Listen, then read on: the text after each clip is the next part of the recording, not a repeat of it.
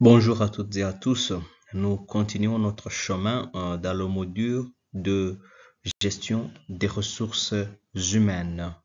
Et dans la partie suivante, nous allons voir d'autres thématiques en rapport avec ce thème. Dans cette partie, la troisième et dernière de ce chapitre, nous allons nous intéresser aux notions en rapport avec la gestion des conflits dans une équipe. Pourquoi la gestion des conflits? C'est parce que dans une équipe, souvent, il y a des conflits et là, l'important pour le gestionnaire, c'est de pouvoir les gérer. Alors, pourquoi est-ce qu'il faut gérer ces conflits? Parce que l'entreprise a besoin d'un environnement de travail sain et la gestion des conflits va permettre le maintien de cet environnement de travail. Ensuite, la gestion des conflits va favoriser ou va améliorer la productivité puisque les gens, les salariés ne sont pas euh, occupés par les conflits, ne sont pas occupés par les querelles internes, mais plutôt par la production.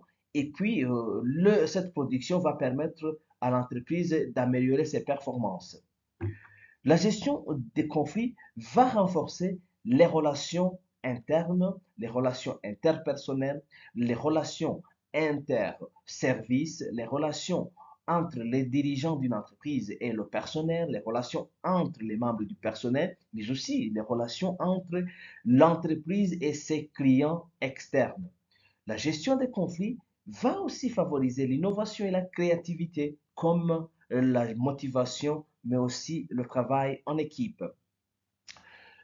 Mais aussi, la gestion des conflits va conduire à la réduction du turnover. Alors, le turnover, c'est ce rythme de croissance, de recrutement, de remplacement des salariés au sein d'une entreprise. C'est un indicateur qui montre le climat qui règne dans l'entreprise. Alors, la bonne gestion des conflits va réduire ce taux qui n'est pas le bon quand il est élevé au sein d'une entreprise. Et enfin, la gestion des conflits va permettre la protection de la réputation de l'entreprise. L'entreprise qui n'a pas beaucoup de grèves, qui ne connaît pas de grève, l'entreprise où les salariés sont satisfaits, a une bonne réputation et par conséquent, elle attire les talents, les nouvelles recrues pour y travailler en raison de cette réputation due à la bonne gestion des conflits.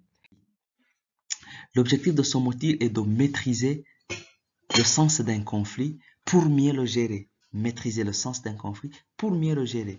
Pour cela, il y a trois questions auxquelles nous allons répondre. Qu'est-ce qu'un conflit? Quels en sont les principaux types? Quels en sont les principaux types et comment y remédier? Voilà les trois questions sur lesquelles on va travailler dans ce module. Définissons d'abord ce que c'est un conflit. Il faut savoir qu'un conflit est une opposition d'intérêts entre deux ou plusieurs parties dont la solution peut être recherchée soit par des mesures de violence, soit par des négociations, soit par l'appel à une tierce personne. Ça, c'est d'appeler la rousse. Le conflit peut aussi être défini comme étant un affrontement entre des intérêts d'une ou de plusieurs personnes, des valeurs, des actes ou des procédures. Ça, c'est le DICO du manager en 2009. Un conflit, c'est aussi une sorte d'incompatibilité totale ou partielle entre un ou plusieurs individus sur des objectifs donnés, sur des intentions ou sur des intérêts quelconques. Voilà de manière générale la définition d'un conflit. Je peux vous dire qu'il y a plusieurs types de conflits et plusieurs niveaux ou degrés de conflit. Commençons par le type et les dimensions de conflit. On peut trouver des conflits affectifs qui sont liés aux sentiments ou aux émotions. On peut trouver des conflits qui sont cognitifs et ces types de conflits sont liés aux idées et aux pensées. Des conflits liés au comportement, ça veut dire des conflits liés aux attitudes et au savoir-vivre des acteurs au sein d'une entreprise. Des conflits qui sont liés aux valeurs, aux croyances, à la culture. Des conflits liés à l'âge. On parle souvent des conflits de génération. Il y a aussi des conflits liés aux objectifs, des buts ou des issues qui sont différents au sein d'une entreprise. Et ça, ce sont des types ou des dimensions des conflits. Parlons maintenant des niveaux de conflit. On trouve des conflits qui peuvent être qui peuvent se produire entre un individu et un groupe, des conflits qui peuvent se produire au sein entre deux groupes, deux ou plusieurs groupes, ce sont des conflits intergroupes. Des conflits intragroupes, ce sont des conflits qui se produisent au sein d'une même équipe, d'un même groupe. Des conflits interpersonnels, c'est des conflits entre deux ou plusieurs personnes. Et des conflits intrapersonnels, intrapersonnel, c'est un conflit interne au sein d'une personne. Souvent, c'est la crise de la conscience et quelqu'un qui est conscient qu'il va faire du mal et qu'il a son subconscient qui lui dit faites-le, l'autre dit ne le fais pas, c'est du mal. C'est un conflit intrapersonnel. Il y a aussi des conflits interpersonnels. Ce sont des conflits qui se produisent entre deux ou plusieurs personnes. Et ce qu'il faut savoir, c'est que plus il y a ces dimensions de conflit, plus il y a ces niveaux ou degrés de conflit, plus on trouve tout cela dans une entreprise, cela va handicaper la réalisation du travail. Cela va handicaper le fonctionnement de l'équipe et cela a des effets sur l'environnement de travail, cela a des effets sur le climat de travail. Et comme ces conflits dans ce type, dans leur dimension, dans leur degré, ont des conséquences sur la personne, ils auront des conséquences aussi sur la performance de l'entreprise, d'où la notion de gestion des conflits. Donc, je reprends.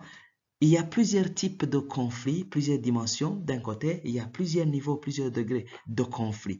Et plus il y a cette complexité de conflits, plus il y aura, plus ces conflits vont altérer la réalisation du travail, vont handicaper le fonctionnement de l'équipe et vont avoir un impact négatif sur l'environnement de travail. Et par conséquent, ces conflits vont avoir une conséquence sur la performance personnelle et collective au sein de l'entreprise. Donc, il faut gérer les conflits pour ne pas atteindre cette conséquence sur la performance de l'entreprise. Il y a plusieurs réactions alors par rapport au conflit. 5 situations peuvent se présenter. Il y a d'abord l'évitement. L'évitement, c'est le fait de se retirer systématiquement en situation de conflit tout en le minimisant ou en le niant. Voilà, ça c'est l'évitement. La deuxième situation, c'est la conciliation. La conciliation, c'est le fait de céder devant l'insistance de l'autre afin de ne pas provoquer un conflit. Quelqu'un qui insiste, vous pouvez céder comme ça et vous évitez le conflit. Le troisième niveau ou la troisième situation, c'est la rivalité. Là, les acteurs en conflit cherchent à tout prix à faire valoir chacun son point de vue et à avoir raison. Et souvent, les gens se combattent. Et la quatrième situation, c'est la collaboration. Ici, les acteurs en conflit essaient de trouver une solution satisfaisante pour les parties. Et enfin, la cinquième situation, c'est un compromis où chacun des parties concède quelque chose, mais gagne sur un autre point. Et là, le compromis, je peux donner l'exemple des accords d'Arusha, où il y a des parties qui ont laissé, chaque partie a concédé quelque chose pour gagner de l'autre côté. Alors, comment est-ce qu'il faut gérer les conflits?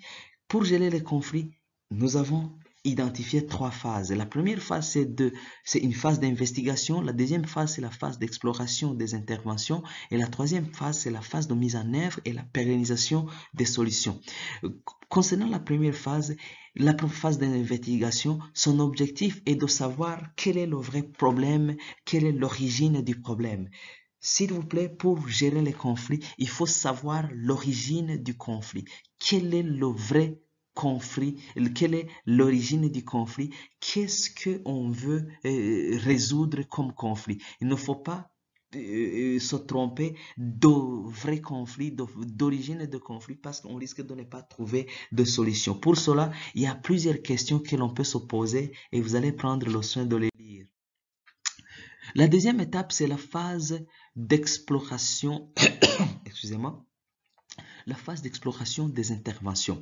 Et cette phase comprend plusieurs étapes, à savoir l'identification des besoins des deux parties qui sont en conflit, l'évaluation de la situation conflictuelle, la prise de décision sur le processus de résolution des conflits et l'identification d'une liste de solutions potentielles.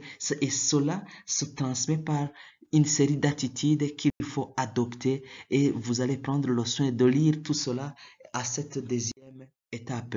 La troisième étape ou la troisième phase consiste à la mise en œuvre et la pérennisation des solutions. Et ces solutions peuvent, et l'objectif de cette phase, c'est de mettre en œuvre des solutions optimales au conflit et suivre leur pérennisation, quitte à ce que le conflit ne revienne plus.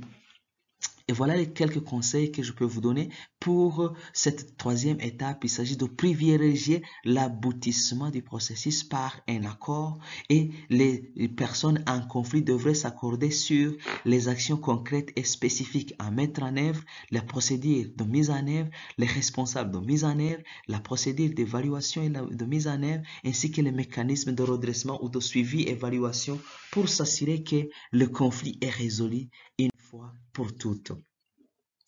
Quels sont alors les principes fréquents en matière de gestion des conflits?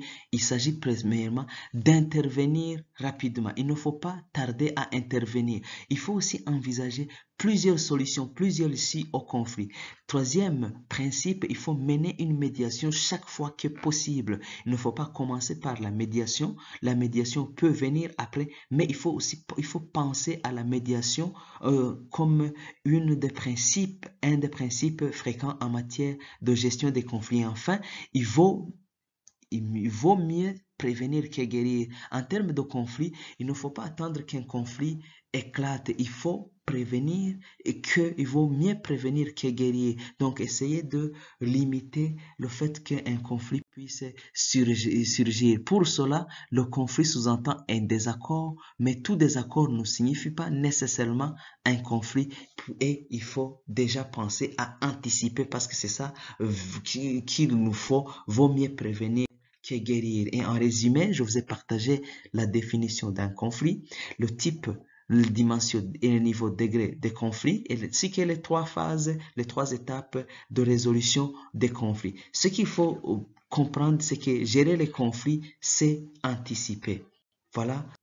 Dans cette partie, plutôt dans son module, nous avons vu la gestion des conflits. Et c'est la fin du chapitre qui concernait à la fois le travail d'équipe, la motivation du personnel et la gestion des conflits au sein des équipes d'une entreprise. Nous nous retrouvons alors dans le dernier chapitre en rapport avec les relations sociales et la gestion des conditions de travail.